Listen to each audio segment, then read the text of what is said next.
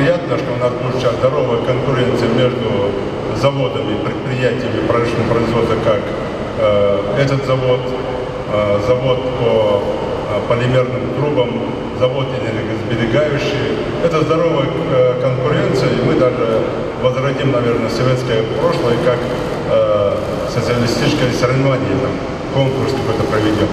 Я прошу вас всех, руководство этого предприятия и особенно работников, отнеситесь душой к своей работе, к своей профессии, учитесь, нарабатывайте, делайте все, чтобы именно продукция этого завода, этого предприятия гремела далеко за пределами именно своим качеством и своей конкурентоспособностью.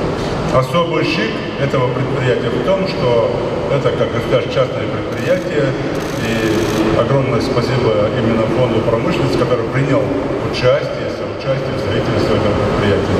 И мы вдвойне ответственны за те средства федеральные, которые были выделены для реализации этого проекта.